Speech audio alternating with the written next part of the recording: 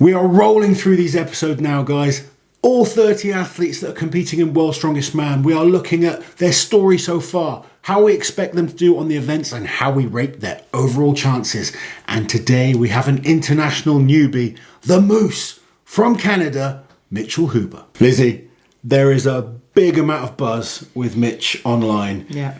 Been very impressed with what I've seen of him in terms of training videos, in terms of the smaller competitions that he's been doing.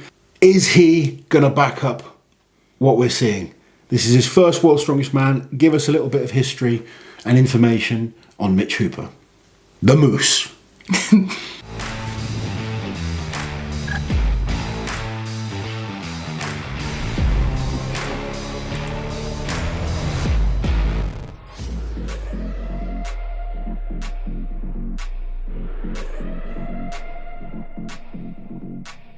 So again, it's very hard for me to do a story so far for the Moose, Mitchell Hooper. He qualified for the 2020 Amateur Arnold's, but unfortunately, due to COVID, that competition was cancelled. He was the winner of the 2021 Static Monsters, and his winning lifts were a 185 kilo log and an 18-inch axle deadlift of 485 kilos.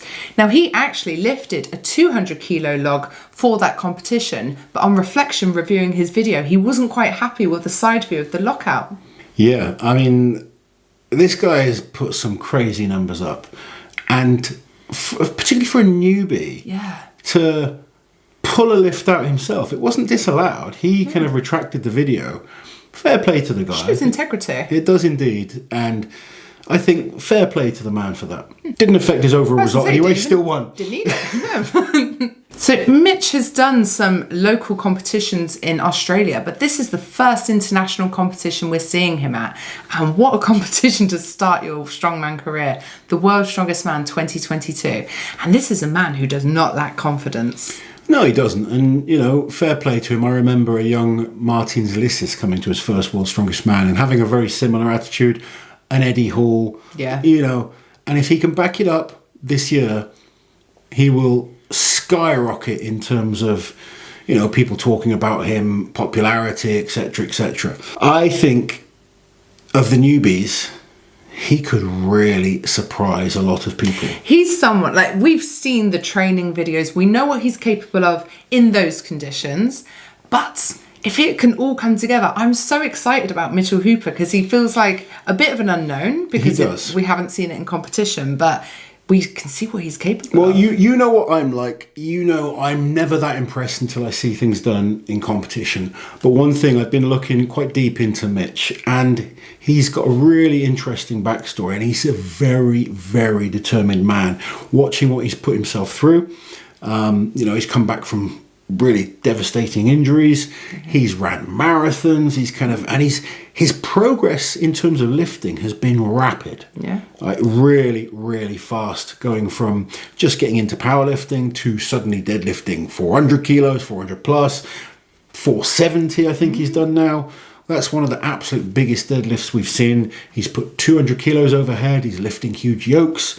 The man's a freak. You know, normally when people kind of talk like this, I'm like, all right, well, let's wait and see. Yeah. But when you see someone go through some of the things he has, and you see that determination, you don't see it in everyone. There are certain people I've met in life that when they say something, you're like, do you know what? There's something different about this guy.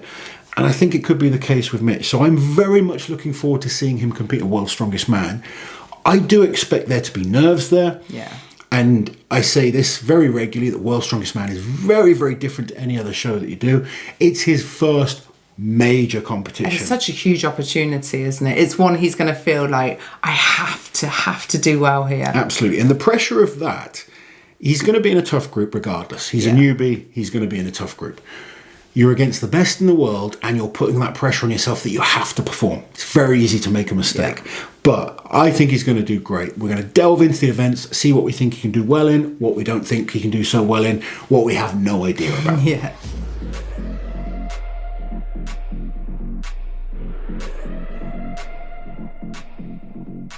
First event in the heats then is the loading race. So I've seen him doing some loading, and he's absolutely, you know, he's fast, moves well. very different standard that we're talking about, and there's the pressure of being at your first World's Strongest Man. I talk about it all the time, but it is a big pressure if you care about something, which, you know I mentioned in the Mark Felix video, Mark's a bit more laid back. That's because it's his 17th World's Strongest Man. And Mark has accepted he's not going to be the World's Strongest Man. Mitch Hooper wants to be the World's Strongest Man in the next few years. This means everything to him. He's put a huge amount of training. When you're new and you're kind of up and coming, it consumes your life. It's all about being the best you can be. I remember being excited and being driven to be the World's Strongest Man. And it is a nerve-wracking feeling. Being on that start line in the first Worlds, as long as Mitch focuses on his own lane, does what he needs to do, I think he can start the competition very, very well. So we know Mitch has a humongous deadlift. I'm glad she said deadlift. But obviously in the deadlift ladder, there are other factors to consider. The transition between implements, straps, no straps, which types of straps. How do you think Mitch might do? Absolutely. Well, we know he's a massive deadlifter. He's deadlifted through 470 kilos. If it's more than that, I apologise, but I know it's around 470, 475. Surely that's enough. That's 475. That's a massive, massive deadlift. He has tremendous back power. He needs a good group, because there's guys that are going to be more experienced. But if he's prepared well, making sure he's transitioning well between implements, again, could be great points for him. He could potentially win a deadlift in the right group. So an event he's very unlikely to have done at local competitions, the car walk. Yeah, not many places have cars, particularly on more local shows, but he is very good at Yoke. From what I've seen in his training videos, Yoke is a good event for him. He's loaded up to some huge numbers, moves pretty well as well. I think he can score points. Again, I want to see it in terms of backing it up in comp, but the potential is there. We're basing a lot of Mitch's performances off training videos. So I like to go off competition results, and I'm looking forward to seeing what he can do. But from what I can see, all the tools are there to put in a good performance. So even though he didn't use that 200 kilo log lift video, we know he's good for it. Yeah, I mean, he's put some huge numbers overhead on barbells, on logs. He's a 200 kilo overhead lifter. That is massive. 150 kilos for reps is a little bit different. Needs to make sure conditioning is good. You've got to be able to clean every rep.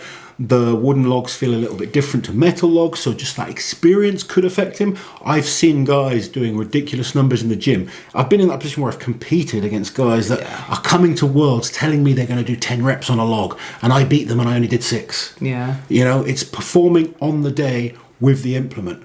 But from his training videos, he's very, very solid. Someone who's run a marathon as well. Surely there's some endurance there. He's put on a lot of weight, so I don't know if he's going to be running marathons now, but he doesn't need to. mental toughness as well. I believe that. That's the thing with him. I think he's got that mental toughness. And, that's half the battle at this level when they're all really good. It is all mental. You've got to want it more than the next man, and he's that type of athlete for sure.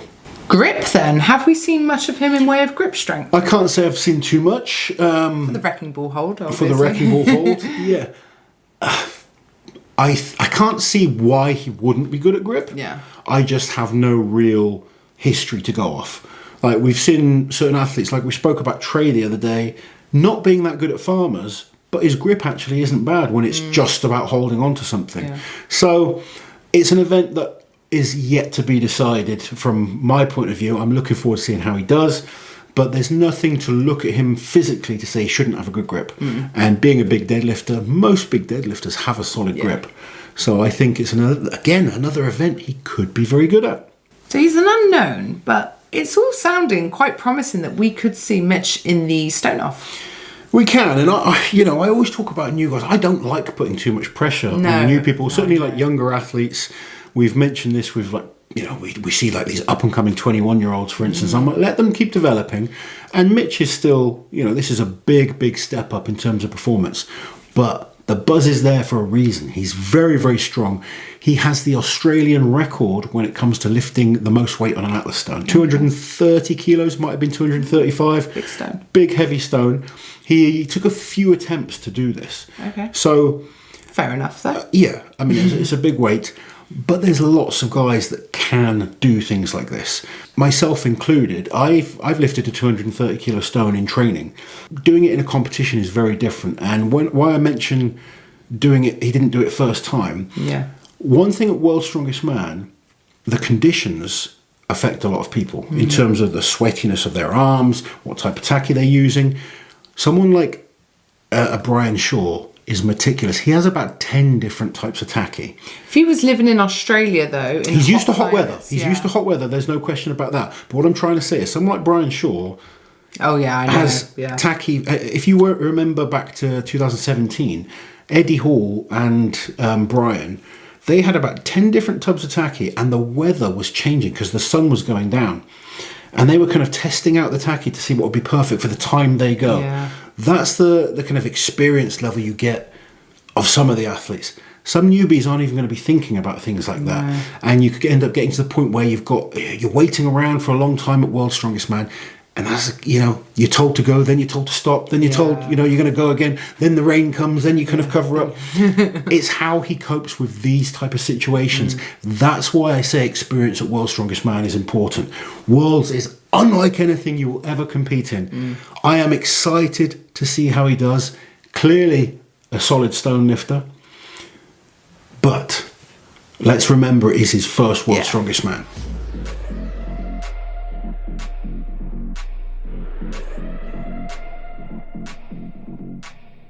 So how are you rating his chances of getting into the final? And if he does get into the final, are there any events that you think are going to go really well for him? Absolutely. I think, as I've mentioned, it's his first World's Strongest Man. There is a lot to cope with when that is the situation. But from what I've seen, he has so much potential. Could well be a threat. Needs the right group. Needs things to go his way, but there is a chance. On his first World's Strongest Man, he makes the final. If he gets into that final, he's got the deadlift for reps to look out for. I think he should be pretty good at things like power stairs. We've seen the overhead power is pretty good, so potentially good events there as well.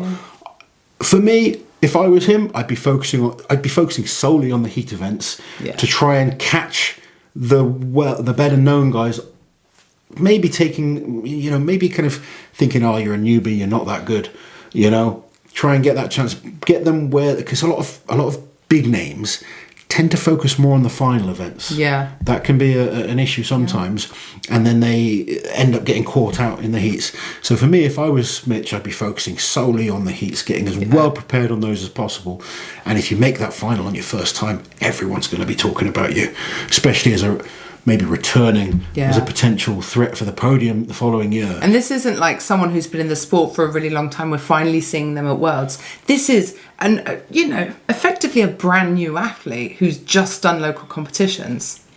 Even just kind of looking into the history, it's like 2020, really. He started getting into it. Yeah. He is very, very new to this, completely new to this level. He's you can hear from our voices, we're both excited to see this. He's the person I'm most looking forward to seeing, actually. And it doesn't matter how he does, I just want to see him do it. Yeah. Can he back up the hype? Yeah. And don't worry, Mitch, it doesn't matter if you don't. I'm just glad you got this opportunity, because it's great to see these new upcomers, and it's exciting. Three Canadians. I mean, we mentioned he was living in Australia, studying out there, but now representing Canada. That's where he's from. 3 Canadians without JF. That's crazy. Do you think Mitch Hooper can make the final? I know lots of you are talking about him, so please let us know in the comments below. We would love to know your thoughts. And if you're enjoying these videos, don't forget to hit the like button, share it on your Instagram stories, make sure you're subscribed, subscribe from your mum's account. We are all so excited for the World's Strongest Man 2022, and Mitch Hooper is off the list, which means we are another step closer.